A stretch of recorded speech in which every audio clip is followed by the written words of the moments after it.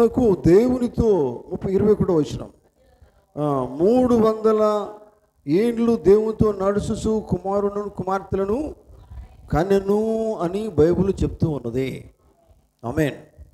చూడండి, తర్వాత హనోకు దినములన్నీ 365 ఏండ్లు హనోకు దేవునితో నడిచిన తర్వాత దేవుడు అతన్ని తీసుకొని పోయెను. అతడు లేకపోయెను. నడవక ముందు కాదు, నడిచిన తర్వాత. ఇది పట్టుకోవాలి మీరు. దేవుని స్తోత్రం. దేవుని నమ్ముకున్న తర్వాత కాదండి, నడిచిన తర్వాత. నేను అందరికంటే ముందుగానే దేవుని నమ్ముకున్నాను గొప్పగా చెప్పుకోవచ్చు. నమ్ముకోవడం కాదు కావాల్సి, నడవడం కావాలా. ఆమేన్. అందరికంటే నేను చాలా సీనియర్ మోస్ట్ అని అనుకోవచ్చు. నువ్వు ఎన్ని మోస్ట్లైనా ఇక్కడ అవసరం లేదు కదా. మోస్ట్ మోస్ట్ మోస్ట్ ఇవి అవసరం లేదు. ఇక్కడ నువ్వు నడిచేది కావాలా. దేవుని స్తోత్రం. హల్లెలూయా. చూడండి, ఈ సమయంలో నేను మీతో మాట్లాడే సబ్జెక్ట్ ఏంటంటే పిల్లలు,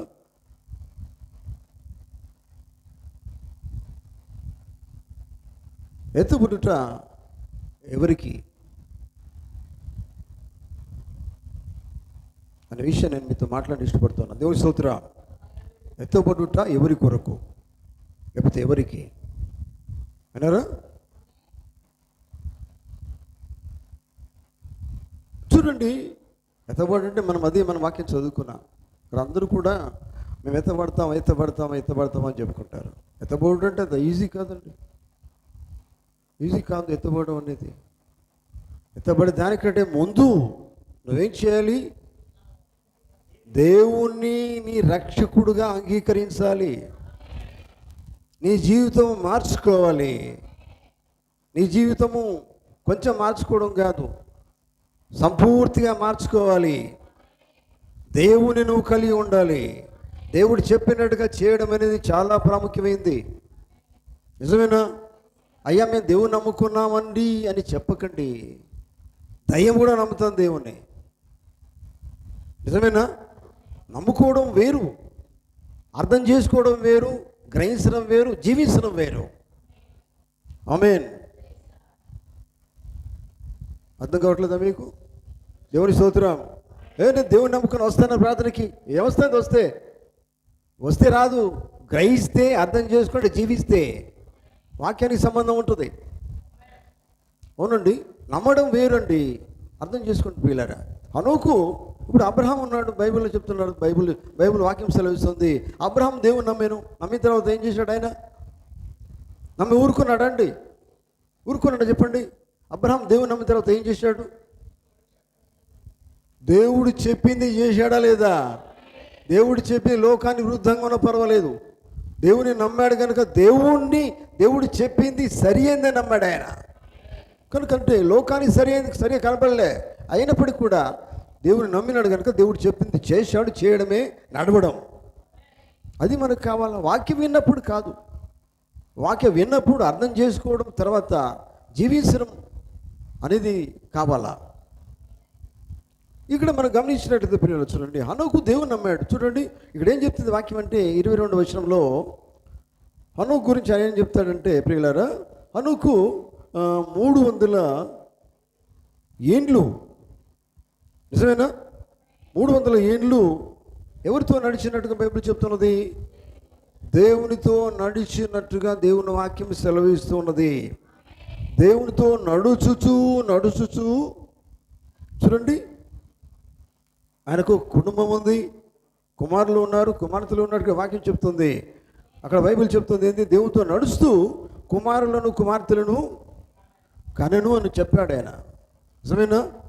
మీరు అనుకోవచ్చు, మాకు కుమారులు ఉన్న కుమార్తె సంతోషపడేది కదండి. మాకు పిల్లలు ఉన్నారు హనోకు లెక్కనే. మరి హనోకు దేవునితో నడిచాడు, నువ్వెక్కడ నడుస్తున్నావు? అర్థమైందా? మాకు కూడా పిల్లలు ఉన్నారు. పిల్లలు ఉంటే మంచిదే, దేవుడు ఇచ్చాడు అది. కానీ ఏం చేయాలా? దేవుడితో నడవడమే దేవుడు చూస్తాడు. పిల్లలు తీసుకున్నాడు, దేవుడు పిల్లలు ఇచ్చాడు. హనోకి పిల్లలతో సంతోషించుకుంటాం లేడు కదా. ఆయన ఏం చేశాడు? పిల్లలు లోకం తీసుకుపోలేదు కదా. ఆయన ఏం చేశాడంటే దేవునితో నడిచినట్టుగా దేవుని వాక్యం సెలవిస్తుంది. దేవునితో నడిచినప్పుడు ఏమవుతుంది? ఆయనతో పాటు కుటుంబం కూడా దేవునితో నడుస్తుంది. నిజమేనా? హల్లెలూయా. బైబిల్లో మీరు చూడండి, హనోకు దినములన్నీ కూడా ఆయన 365 ఏండ్లు అతను ఏం చేశాడట? హనోకు దేవునితో నడిచాడు. దేవునితో నడవడం అంటే మీకు ఏమర్థమవుతుంది? దేవుడు అంటే ఏమై ఉన్నాడు? దేవుడు వాక్యమై ఉన్నాడు. నిజమేనా? దేవునితో నడవడం అంటే వాక్యంతో నడవాల, వాక్యమును అర్థం చేసుకోవాలి. దేవుడు వాక్యమై ఉన్నాడు కనుక వాక్యముతో దేవుడు నీతో మాట్లాడినప్పుడు దేవుడు నీకు ఏమి చెప్తున్నాడు అనే విషయం నువ్వు అర్థం చేసుకోవాలా. ఆమేన్. చూడండి, గమనించండి దేవుని బిడ్డలారా. ఆయన అంటున్నాడు, హనోకు దేవునితో నడిచిన తర్వాత దేవుడు అతన్ని తీసుకొని పోయాను. దేవుని స్తోత్రం. మీకు తెలుసా, దేవునితో నడవడం అంటే మొట్టమొదటిగా దేవుని ఏర్పాట్లో ఉండాలా. దేవుని స్తోత్రం. నువ్వు దేవునితో ఊరికే నడవలేవు. దేవుని పోతున్నాడు. నువ్వు దేవునితో నడవాలంటే దేవునితో ఏర్పరచబడిన వాడవై ఉండాలి. ఎందుకంటే దేవునితో ఏర్పరచబడకపోతే నువ్వు నడవలేవు, జీవించలేవు. నువ్వు దేవుని సరికి రావాలన్నా కానీ దేవుని ఏర్పాటు కావాలా. దేవుని స్తుతించాలా, దేవుని ఏర్పాటు కావాలా. దేవుని కొరకు జీవించాలా, దేవుని ఏర్పాటు కావాలా. దేవుడు నిన్ను ఎరిగి ఉండాలా, నువ్వు దేవుని ఎరిగి ఉండాలి. దేవుడు చెప్పింది నీకు అర్థం కావాలి. అప్పుడు నువ్వేం చేస్తావంటే దేవుడు చెప్పిన మాట ఎంత కష్టమైన దాన్ని నువ్వు వెంబడిస్తావు, ఆయన చెప్పింది నువ్వు చేస్తావు. హనోకు దేవునితో నడిచాను అంటే దేవుడు అంత సుఖంగా జీవించమని చెప్పలే. దేవుడు ఏ మాట చెప్పినా కానీ దాన్ని గ్రహించాడు. హనోకు విశ్వాసం కలిగి ఉన్నాడు, దేవుని మాట విన్నాడు. హల్లెలూయా. దేవుని స్తోత్రం. అందుకనే దేవుని బిడ్డలారా, మనకు అందరికీ కావాల్సింది ఎత్తపాటు అనుకుంటే ఈజీగా జరుగుతుంటుంది. దేవునితో నడవడం అంటే చాలా ఈజీ కాదు కదా. ప్రార్థన చేస్తే అయిపోలే, పాటలు పాడితే అయిపోలేదు, బైబిల్ చదవంగానే అయిపోలేదు. నేను బైబిల్ 5 సార్లు కంప్లీట్ చేశాను అని నువ్వు చెప్పవచ్చు, అయిపోలే. నువ్వు 100 సార్లు కంప్లీట్ చేసినా సరిపోలే. దేవుడికి కావాల్సింది ఎవరు కంప్లీట్ చేశారో వారు ఎత్తపడతారని చెప్పలేదు ఆయన. ఎవరు దేవునితో నడుస్తారో, ఎవరు వాక్యమును అర్థం చేసుకుంటారో, వాక్య ప్రకారంగా జీవిస్తారో, దేవుని సమర్పించుకుంటారో, చూడండి వారు ఆ స్థితిలోకి వస్తారు. ఆమేన్. హల్లెలూయా. గమనించండి దేవుని బిడ్డలారా.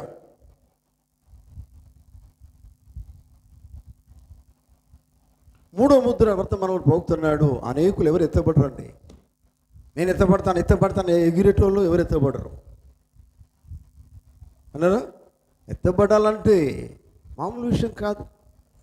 అందుకనే ఈ వర్తమానం పోతున్నాడు. ఎత్తబడలో అనేకులు ఉండరు, అనేకులు ఎత్తబడరు.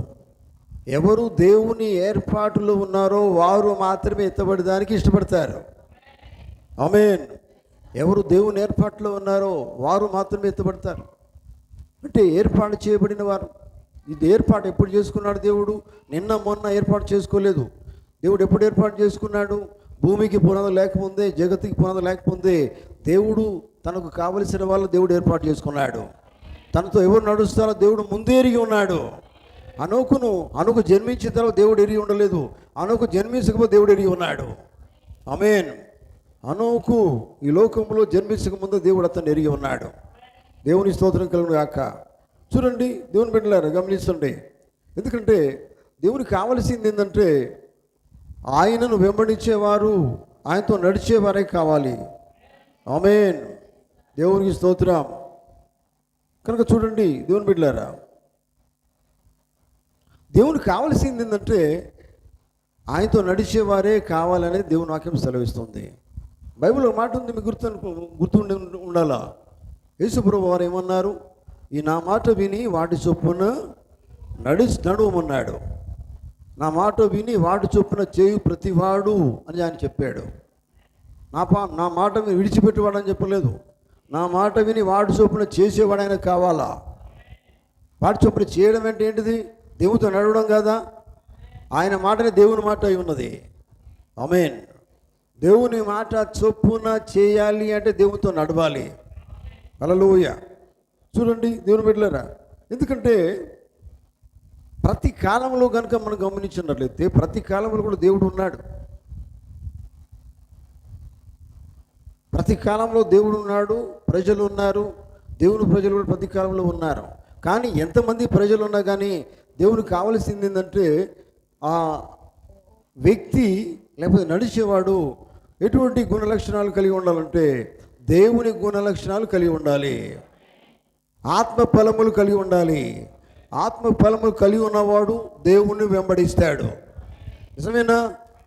ఆత్మ ఫలములు వేరు, ఇంకే ఫలాలు ఉన్నాయి? దేవునికి కావలసిన శరీర ఫలాలు, లోక ఫలాలు కాదు, ఆత్మీయ ఫలాలు, ఆత్మ ఫలాలు కావాలి కదా. ఆత్మ ఫలాలు ఎక్కడి నుంచి వస్తాయి? దేవుడి నుంచే వస్తాయి. ఆమేన్. ఆత్మ ఫలములు పొందుకున్న వాడందరూ కూడా వాళ్ళు ఏం చేస్తారంటే ఆత్మీయంగా ఎదుగుతారు, ఆత్మీయంగా ఆత్మను వెంబడిస్తారంటే వాక్యాన్ని వెంబడిస్తారు. ఆమేన్. చూడండి, అందుకనే ప్రతి కాలంలో కూడా ఆయనకు కావలసిన వాళ్ళు ఉన్నారు. దేవుని స్తోత్రం. కానీ అంతమంది మన సంఘంలో ఇంతమంది ఉన్నారనుకోండి, ఇందులో అందరూ ఇష్టపడతారు అనేది గ్యారెంటీ మనం చెప్పలేమండి. 10 లక్షలలో ఒకరని బైబిల్లో వర్తమానం ఉంది. నిజమేనా? 10 లక్షలలో 10 మంది పోయినారా వాగ్దాన దేశానికి? 10 లక్షలు ఎంతమంది పోయినారు? ఓన్లీ 1. 10 లక్షల్లో ఒక్కరు. మరి మిగతా వాళ్ళని ఎక్కడ పోయినారు? వాళ్ళు దేవుని నమ్మలేదా? వాళ్ళు ప్రవక్తను నమ్మలేదా? ఆ కాలపు వర్తమానం నమ్మలేదా? ఆ కాలపు వర్తమానం వాళ్ళు నమ్మినారు. నిజమా కదా? అవునా కదా? ఆ కాలపు వర్తమానం వాళ్ళు నమ్మలేదా? 20 లక్షల మంది ఎక్కడి నుంచి బయలుదేరారు? వాళ్ళు ఐగుప్తు నుంచి బయలుదేరారు.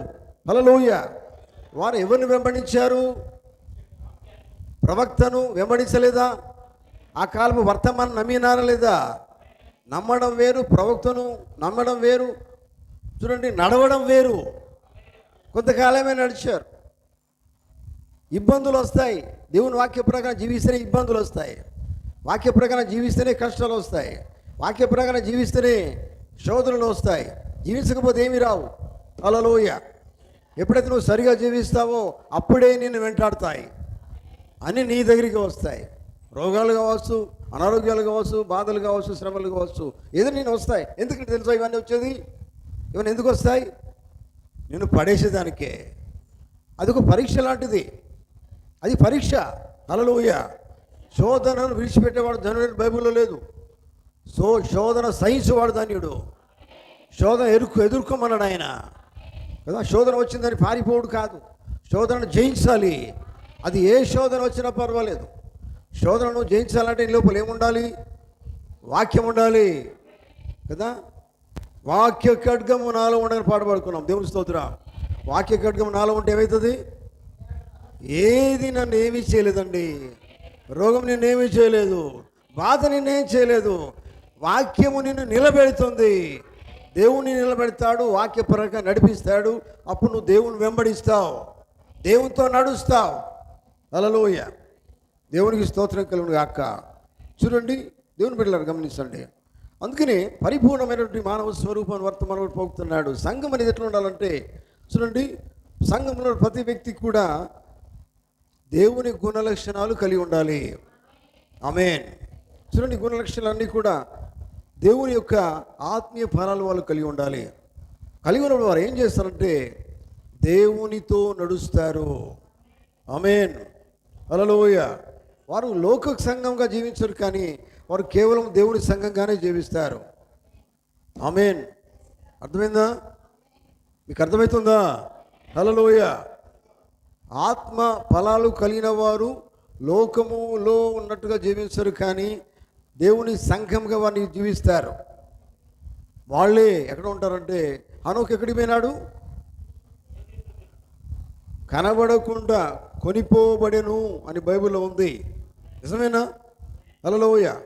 బైబిల్ ఏం చెప్తుంది? హనోకు దేవునితో నడిచిన తర్వాత, నడవక ముందు కాదు, మొట్టమొదటి మనం చేయవలసింది ఏంటంటే నడవడం కావాలా. నువ్వు నడిచిన తర్వాత ఆలోచించు, నేను సరిగా ఉన్నానా లేదా. ఇటు చూడండి, నీ ప్రాథమికంగా నీ బేసిక్ నువ్వు సరిగా లేవు. బేసిక్ నువ్వు సరిగా లేనప్పుడు నువ్వు నడవనప్పుడు, జీవించినప్పుడు నువ్వు ఎందుకు ఆలోచిస్తావు ఎత్తబడు గురించి? నీకు అవసరం లేదు. అది బేసిక్ చూసుకో. ఈ ఫలాలు నువ్వు కలిగి ఉన్నావో చూసుకో, ఫలం ఉందా లేదా చూసుకో, సరిగా నువ్వు జీవిస్తున్నావో లేదో చూసుకో. ఆలోచన నీకెందుకు? నువ్వు ఎక్కడికి రావాలా? మొదటి నుండి నువ్వు సరిగా ఉండాలా. ఆమేన్. మొదటి నువ్వు సరిగా లేనిది, ఒక బిల్డింగ్ మనం ఎక్కాలంటే ఫస్ట్ ఒక స్టెప్ ఉంది. ఈ ఫస్ట్ స్టెప్ నువ్వు ఎక్కినావు, డైరెక్ట్గా నువ్వు పైకి వెళ్ళలేవు కదా. స్టెప్ బై స్టెప్ నువ్వు వెళ్ళాలా. అర్థమైందా? అర్థమవుతుందా? లేదు, ఒక స్టెప్ ఎక్కని డైరెక్ట్గా లాస్ట్కి వెళ్ళాలంటే వెళ్తావా? అందరికన్నా నేనే పైకి పోతాను చూడంటే నిజంగా నీ పైకి పోతావు. అర్థమైందా? అట్లా పోవుడు కాదు. ఎట్లా రావాలా? నువ్వు స్టెప్ బై స్టెప్ రావాలా. అంటే నువ్వు ఈ మధ్యలో ఏముంటుందంటే నీ కష్టాలు ఉంటాయి, బాధలు, భరిస్తూ అనుభవిస్తూ వాటిని ఏం చేయాలి? నువ్వు ఎదుర్కొంటూ రావాలా. ఈ కష్టాలు, బాధలు అనేవి వదిలేదు, అవి భరించాలా. నిజమేనా? అన్నీ భరించుకుంటూ రావాలా, నిలబడాలా. విశ్వాసం అనేది పారిపోదండి. విశ్వాసం నిలబెడుతుంది, ఆయన కోసం నిలబెడుతుంది. నువ్వు నిలబెడతావు. ఎందుకంటే విశ్వాసం దూరం చూస్తుంది. నాకేం కాదు, ఎన్ని కష్టాలు వచ్చినా పర్వాలేదు. ఆ విశ్వాసం ఏం చేస్తుందంటే నేను సంతోషాన్ని చూస్తుంది, నేను బాగానే ఉంటానని చూస్తుంది. మధ్యలో కష్టాలు ఉంటాయి, ఏం కాదు. నిరీక్షించబడి వాడి యొక్క నిజ స్వరూపము చూడండి, అది కావాలండి. చూడండి, ఫస్టే నేను బాగా పోవాలండి, ఫస్టే నేను వెళ్ళాలండి కాదండి. ఫస్ట్ బేసిక్ చూసుకో. నీ జీవితం నువ్వు సరి చేసుకో. ఎక్కడ నువ్వు తప్పిపోయావో చేసుకో. ఎక్కడ నువ్వు తప్పెక్కడో దాన్ని సరి చేసుకొని ఇంకో స్టెప్ ముందుకే. నా మాట అర్థమైందా మీకు? నా మాట అర్థమైందా? హల్లెలూయా. ఎక్కడ నీ జీవితంలో తప్పు ఉన్నదో ఆ తప్పును సరి చేసుకుని ఇంకో స్టెప్ వేయి. ఆ స్టెప్ సరిగా ఇంకో స్టెప్ వేసేయి. అర్థమైందా? ఎక్కడ నువ్వు సరిగా లేవో అది సరి చేసుకున్న తర్వాత ఇంకో ముందుకు రా, ఇంకో మెట్టు ఎక్కు, అది చేసి ఇంకో మెట్టు ఎక్కు. అర్థమైందా? ఇట్లా ముందుకు ఇలా రా, నువ్వు రాగలుగుతావు. లేదు నేను బేసిక్గా సరిగా లేకపోతే నేను పైకి పోవాలా, ఎట్లా పోతావు? ఫస్ట్ నువ్వు సరిగా లేదు పైకి పోతావా? అందుకనే ఏ తప్పు ఉన్నదో దాన్ని నువ్వు దిద్దుకొని ముందుకు సాగు. ఆమేన్. అర్థమవుతుందా? కనుక దేవుని బిడ్డలు ఆలోచించండి, అర్థం చేసుకోండి. ఎక్కడ తప్పు దాన్ని సరి చేసుకోండి. తప్పును దిద్దుకోవాలా, సరి చేసుకోవాలా. ఆమేన్. హల్లెలూయా. నేను బాగానే ఉన్నాను అనుకోకు. బాగానే ఉన్నాను అనుకునేది పెద్ద తప్పు. నేను బాగానే ఉన్నాను అనుకో నువ్వు ఎప్పుడు అనుకోకు. నీకు నువ్వు ఆలోచించు. అసలు శత్రువేలు తెలుసా? ప్రవక్త ఏమన్నాడు? శత్రువేలు నేనే శత్రువు అంటాడు ఆయన. అవునండి, మరి నీ శత్రువు నువ్వే. నిన్ను నువ్వు జయించు. ఒకరిని జయించకు, నిన్ను నువ్వు జయించుకో. అర్థం కాలేదా? అవునండి, నిన్ను ఫస్ట్ నువ్వు జయించుకో. ఎందుకంటే నీ శరీరం ఏం చేస్తుందంటే ఎన్నో చూపెడుతుంది. ఇట్లా చేయి, ఇట్లా హాయిగా ఉండు, సుఖంగా ఉండు, ఇది చేయి, అది చేయి. ఇవన్నీ ఏం చేస్తుంది? దేవుని నుండి నిన్ను దూరం చేస్తుంది. అందుకనే శత్రువు అయిపోయినావు. ఇంకో శత్రువు కాదు, నీకు నువ్వే శత్రువు. కనుక నిన్ను నీవే జయించు. అది కావాలా. జయించినప్పుడు ఇంకోటి జయించగలుగుతావు, ఇంకోటి చెప్పగలుగుతావు. నువ్వు చక్కెర పక్కన పెట్టేసుకొని, నీ జీవితం పక్కన పెట్టేసుకొని, నువ్వు నడవడం పక్కన పెట్టేసుకొని, నువ్వు జీవితం పక్కన పెట్టేసుకొని ఇంకోటి గురించి నీకెందుకు ఆలోచన?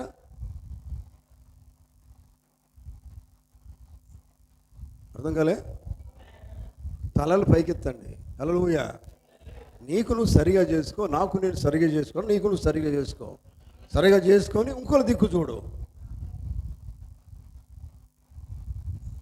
అంతేగాని నువ్వు సరిగా ఎందుకు నువ్వు ఆలోచించకు. అసలు బైబిల్ ఎందుకని ఆ మాట చెప్తున్నాడు ఆయన? బైబిల్ ఏముందండి? నీ కంటిలో ఎంతది పెద్ద దూలం పెట్టుకున్నావు, కానీ ఇంకొక వ్యక్తి కంట్లో నలుసును చూస్తున్నావు. బేసిక్లీ సరిగా లేదు. ఎత్తపడతానంటావు. ఎత్తపడి నీకెందుకండి? ఫస్ట్ నువ్వు సరి చేసుకో. ఆమేన్. ఎత్తపడ్డది ఈజీగానండి. ఎంత నువ్వు భరించాలా, ఎలా జీవించాలా, దేవునితో నడవాలా. దేవునితో నడుస్తున్నట్టు ఈజీయా? దేవునితో నడుపునంటే నీ శరీరం ఫస్ట్ నిన్ను నువ్వు జయించుకో. ఆమేన్, హల్లెలూయా. ఫస్ట్ నిన్ను జయించుకుంటే ముందుకు వస్తావు. దేవునికి స్తోత్రం. చూడండి, దేవుని బిడ్డలు అర్థం చేసుకోండి.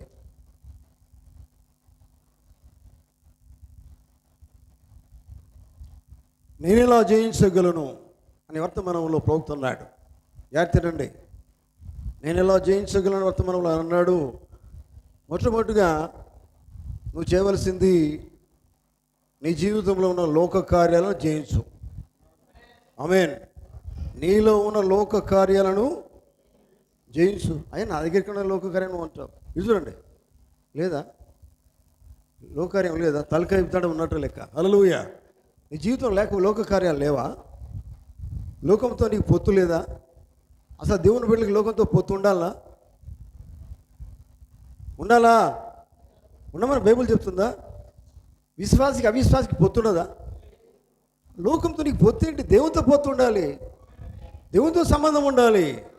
అందుకే నేను అన్నాడు చూడండి, మొట్టమొదటి చేయవలసింది ఈ లోక కార్యాలన్నింటినీ జయించు. అది కావాలా? అప్పుడు నువ్వు ఆలోచించు, ప్రాథమికంగా ఆలోచించు. మెల్లమెల్లగా రావు. ఇన్ని ఉంటాయి లోక కార్యాలు, ఎవరు తెలియవు. నువ్వు చేసేటి నాకు తెలియదు, నేను చేసేది నీకు తెలియవు. ఆ లోక కార్యాలు ఏమైనా ఉంటే ఏం చేయాలని వాటి నువ్వు ఫస్ట్ నువ్వు జయించు. అరే అవి పక్కన పెట్టుకుని ఎందుకు ఆలోచిస్తామండి? అరే స్టార్టింగ్ నుంచి సరిగా చేసుకో. ఏ తప్పునో దాన్ని సరి చేసుకో. ఆమేన్. చూడండి,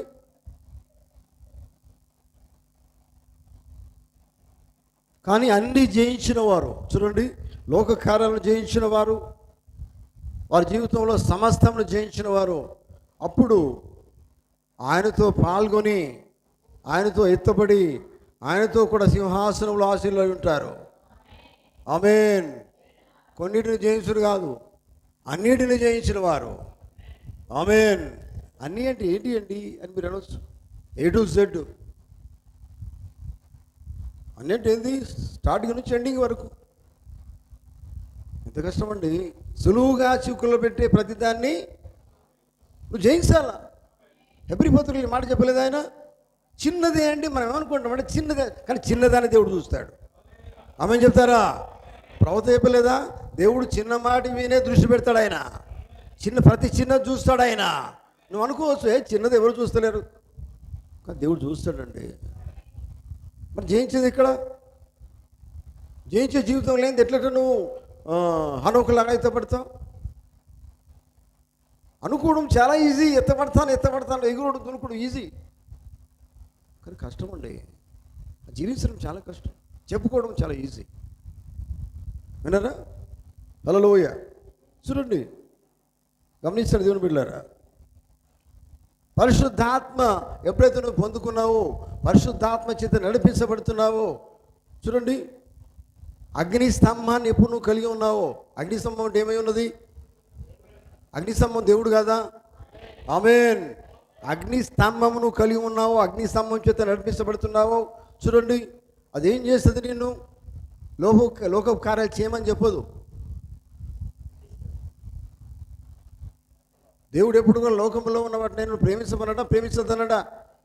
లోకములో ఉన్న వాటిని నేను ప్రేమించకండి అన్నాడు ఆయన. నిజమేనా? ఎందుకు ప్రేమించవద్దన్నాడు ఆయన? లోకం మీద అధికారము ఎవరికి ఇచ్చాడు? దేవుడు సాతానుకి ఇచ్చాడు. సమయం ఉంది, నిజమేనా?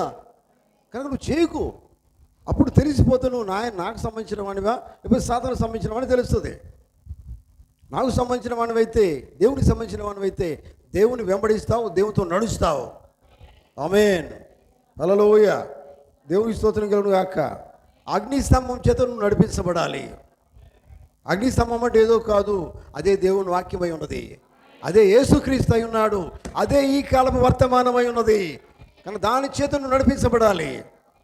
చూడండి, నడిపించబడాలి.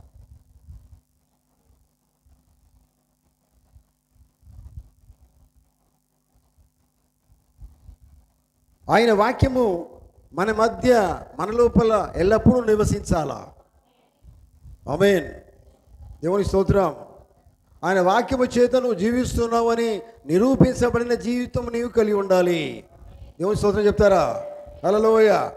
ఆయన వాక్యము చేత నిరూపించబడిన జీవితం నువ్వు కలిగి ఉన్నావు అనేది నువ్వు నిరూపించాలా. ఇటు చూడండి హల్లెలూయా.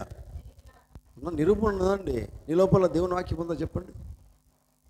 వాక్యం చేత నిరూపించబడుతున్నావు ఇతను దేవుని బిడ్డ అని లోకం చెప్తుందా? నిన్ను చెప్పగలిగే జీవితం కావాలా?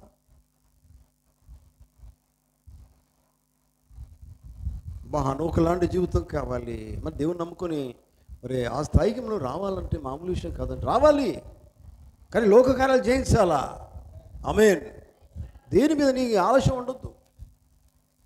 లోకములు అన్నీ ఉండవచ్చు, కానీ దానికంటే ఎక్కువ మన ఆశ దేవుని మీద ఉండాలా, వాక్యం మీద ఉండాలా. వాక్యం చెప్పినట్టుగా చేయాలి. దేవుని వాక్యాన్ని వెంబడించాలి, దేవుణ్ణి వెంబడించాలి, దేవునితో నడవాలి. ఆమేన్. దేవునికి స్తోత్రం కలుగును గాక.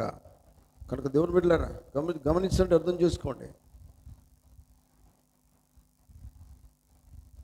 మనకు కావాల్సింది దేవుని చేత ఏర్పాటు చేయబడిన జీవితం ఉండాలా. ఆమేన్.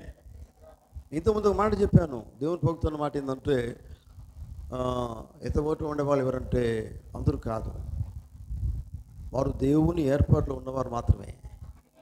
దేవుని చేత ఏర్పరచబడిన వాళ్ళు మాత్రమే ఏం చేస్తారంటే అన్నిటినీ జయిస్తారు. లోకాన్ని జయిస్తారు, లోకముల ప్రతిదాన్ని జయిస్తారు. ఆమేన్. మనం ఎట్లా ఉంటామంటే ప్రియులారా, ప్రార్థనకు వస్తాం, వచ్చిన తర్వాత వారం మన ఇష్టం ఉన్నట్టుగా చేస్తాం, అయిపోతుంది. మళ్ళీ ఆదివారం వస్తాం, వీలైతే వస్తాం. బుధవారం అయితే వీలైతేనే వస్తాం, లేకపోతే రానే రాము. ఇంకేమైనా ప్రార్థనలు ఉంటే రానే రాము. ఇది మన జీవితం. ఇటువంటి జీవితం కలిగిన వాళ్ళు మనము హనోకులాగా ఉండాలి అని ఎందుకంటామండి? ఆ మాట నువ్వు అనేదానికి కూడా అర్హత నీకు లేదు, ఎవరికి లేదు. నువ్వు చక్కగా ఉంటేనే కానీ ఆలోచన రావాలి. మనం చక్కగా ఉంటే మన జీవితం దేవునికి తెలుసు,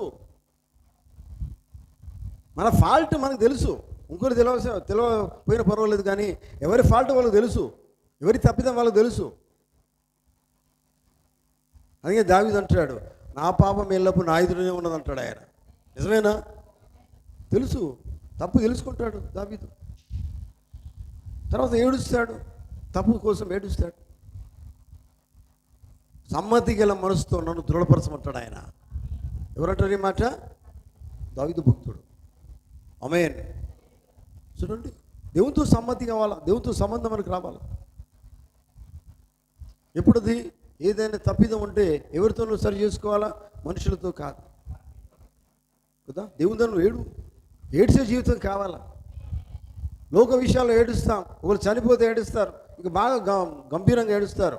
ఎట్లా ఏడుస్తారు? ఇంకా ఘోరంగా ఏడుస్తారు. అదే దేవుని దగ్గర నీ జీవితంలో ఎప్పుడైనా ఏడ్చే జీవితం ఉన్నదా? నీకు ఏడ్చినావా ఎప్పుడన్నా? నీ తప్పు గురించి ఏడ్చావా? దేవుని సన్నిధిలో అనుభవం నీకున్నదా?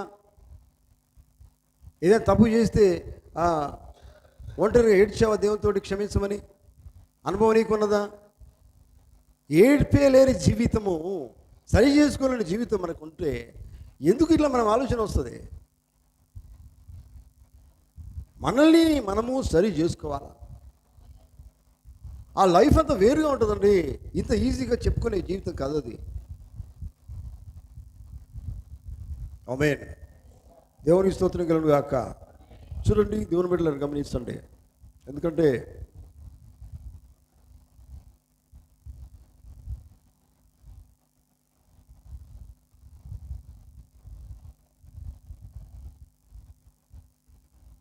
మనం ఎక్కడున్నాం అంటే ప్రియులారా, మరణములో నుంచి జీవములోనికి దాటి ఉన్నాం. నిజమేనా? మరణములోకి తీసుకుపోయేది ఏంటిది? మరణానికి ఎవరు తీసుకుపోతారు? పాపం అనే జీవితానికి, అంతేనా? పాపంలో వచ్చే జీవితం ఏంటిది? మరణం. కానీ ఆయన అన్నాడు, మరణములో నుండి జీవములోనికి నువ్వు దాటిపోవాలా. దాటిపోవాలంటే ఎలాగా? ఏం కావాలి నీ లోపలికి? ఏమి కావాలా?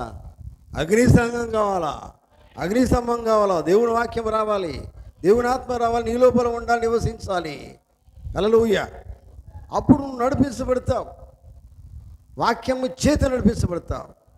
ఆమేన్. చూడండి, ఎప్పుడు కూడా చూడండి, దేవుని వాక్యం నీ లోపల నిత్యము ఉండాలి. ప్రపంచము నీ వెనక ఉండాలి, నీ ముందు ఉండొద్దు. ప్రపంచాన్ని ఎప్పుడు నువ్వు చూస్తూ నడవద్దు. అంటున్నారా, నేను ఎలా జయించగలను వర్తమానాలు పోతున్నాడు. ప్రపంచాన్ని చూసి ఎప్పుడు నడవకు. అర్థమైందా? లోకాన్ని చూసి నడవకు. నీ ప్రపంచాన్ని వెనక పెట్టుకో. వెనక ఉన్నది మనకు కనిపిస్తుంది. నిజమేనా? అర్థమైన వారు ఆమె చెబుతురు కాక. ప్రపంచం మనం వెనక దిక్కు చూడలేము. వెనక దిక్కు మనకు అవసరం లేదు. ముందు చొప్పున ముందు ఉన్న దాన్ని మనం చూడాలా. నిజమేనా? కనుక ప్రపంచం మనం వెనుక ఉన్నది, అది మనం ఎటు తీసుకుపోతుంది? వెనక తట్టు చూస్తే మరణానికి తీసుకుపోతుంది. నిజమేనా? లోతు భార్యను ఏమన్నాడు దేవుడు? వర్తమానం ఏం చెప్పింది అక్కడ? వెనక తట్టు చూడొద్దని చెప్పాడు ఆయన. ఎందుకంటే నువ్వు ముందుకు నడవడం అని వాక్యం చెప్తుంది. ఆ కాలంలో వర్తమానం ముందుకు నడవడం అని చెప్పింది, దాటిపోమ్మని చెప్పింది. కానీ ఏం చేసింది? లోతు పిల్లలు ముందుకు సాగిపోతున్నారు. ఎప్పుడైతే ఆయన భార్య వెనక తట్టు చూసిందో ఏమైంది? నాశనమైందండి. అదే మరణమైంది, నాశనమైంది. అందుకని ఇది మన ప్రభుత్వం చెప్తాడు. చూడండి, వెనక తట్టు కనుక నువ్వు చూసినట్లయితే అది నేను ఏం చేస్తుందంటే మరణానికి తీసుకుపోతుంది. ముందుకు ఎప్పుడు కూడా నువ్వు ముందు నడవాలని ఇష్టపడ్డావు. దేవుడు నిన్ను ముందు నడిపిస్తున్నాడు. నడుస్తుంటేనే ఇంకా నువ్వు నడుస్తూనే ఉంటావు. ఇంకా నువ్వు నడిస్తే నడిపిస్తాడు దేవుడు. నువ్వు నడవత్తలు ఇంకా దేవుడు నేను నడిపిస్తలేడు. హల్లెలూయా. ముందు నడుస్తూనే ఉండాలంటే నడిపించేవాడు నీతో ఉన్నాడని నమ్మాలా. ఆయన నడిపిస్తున్నప్పుడు నువ్వు నడవాలి. ఆయన వెంబడించాలి, ఆయనతో పాటు నడవాలి. ఆయన అంటే దేవుని వాక్యమే. వాక్యంతో పాటు నువ్వు నడవాలి. వాక్యం నడుస్తూనే ఉంటుంది, వాక్యం వెళ్తూనే ఉంటుంది, వాక్యం నడిపిస్తూనే ఉంటుంది. కానీ నువ్వు నడవాలి. దేవుని బిడ్డవు నువ్వైతే నువ్వు నడవాలా. దేవుని ఆ స్థాయిగా తీసుకుపోతాడు. అనోకు స్థాయి దాకా నేను తీసుకుపోతాడు ఆయన. నడిచినప్పుడు మాత్రమే, నడవకపోతే పోలేవు. ఈ మాట మీరు గమనించండి పిల్లరా. అక్కడ మాట మీరు దయచేసి మరోసారి 5వ అధ్యాయం ఆదికాండము ఆ మాట 24వ వచనం చదవండి ఒకసారి. 34వ వచనము 34వ వచనం చదవండి. హనోకు దినములలో సరే, తర్వాత ఇది మనకు కావాలండి. ఆగండి. హనోకు దేవునితో నడిచిన తర్వాత, మరి ఈ మాట మనము దేవునితో నడిచిన తర్వాత ఆలోచించాలి. అది